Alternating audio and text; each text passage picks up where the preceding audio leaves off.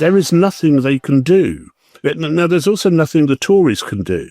And that they are both strung out between two sets of an electorate which believe in diametrically opposed things. Yeah. It's not simply that there are differences.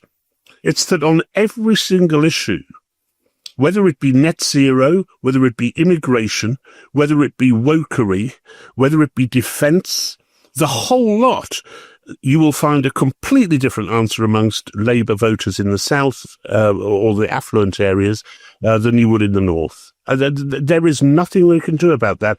And so they've been cut up by both parties, cut up by Reform UK. And I just do not see how they can square those circles. I just don't think it's squareable, as Euler predicted. Yeah, it is like there are two Englands, to use an old phrase from the 19th century, where, people talk about the politics of compromise or the politics of consensus. That's kind of impossible in a world in which there are two parts of the country, geographically, maybe generationally, certainly in terms of class, who believe diametrically opposed things on these key issues, as you say. Yeah. And Labour kind of embodies it straddles those two worlds, I guess. It gets votes from wealthy people down south, and it still gets votes from some working class people up north. Where do you think Labour will fall on that divide? I mean, it seems pretty obvious that Keir Starmer and the rest of them, that they're really on the side of the wealthier Labour voters. But when you look at something like Starmer's recent speech and white paper on immigration and his admission that this sometimes feels like an island of strangers and diversity has downsides, is that him just running away from Nigel Farage, nipping at his heels? Or do you think it represents a bit of a shift of opinion in those circles?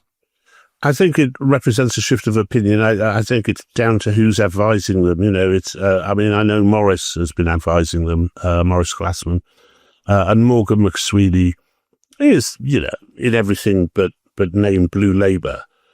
So very much on my kind of page. Yeah. But the trouble is it cannot hold.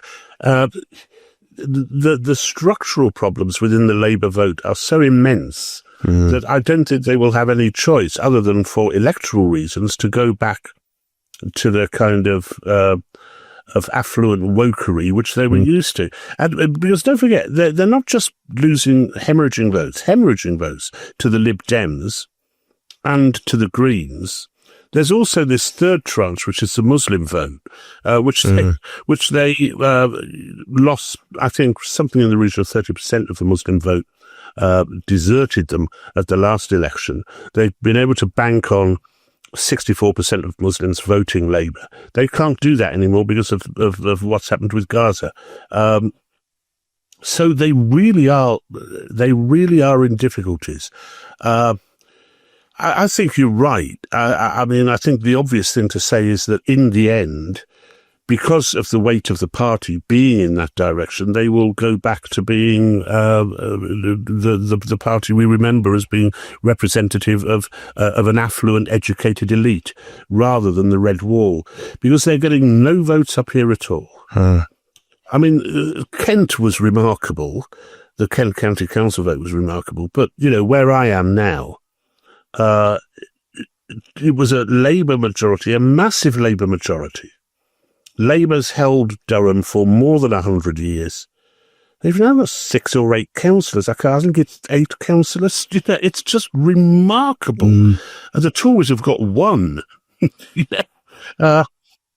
It's incredible. And it is. I think it's why I said at the time, I thought that they were the most significant electoral results we've had in 30 or 40 years, because I do think it looks like it's the end of the two-party political system. Yeah, but I did want to ask you about that. And, Labour, I think you've described Labour's situation very well, which is that it's trying at the moment to appeal to its more sensible working class voters, but it's not convincing. I think it's bound to fall apart at some point. But in relation to the Conservative Party, as you say, they are not doing very well either. What's your thinking on the current leadership there? What's your take on Kemi Badenoch and Robert Jenrick, who seems to be constantly nipping at her heels and trying to push himself forward as a successor to her if things fall apart.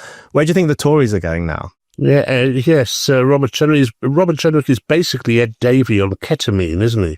I mean, it's just bizarre. It's sort of swooping in on passengers on the tube, and then the next minute pops up somewhere else. When I spoke to Kemi at the weekend, her argument is that it is no use coming in with all guns blazing. You have to rebuild the trust in the party. That takes time, and the policies have to be thought out, well considered, and not sort of Faragist, as she put it. It's still, we're halfway through the 2-year period which she said it takes the electorate to forgive a ruling government. They're from 16% in the polls. They're behind the Lib Dems. They're only just above the Greens. It has been absolutely disastrous, and for exactly the same reasons as Labour.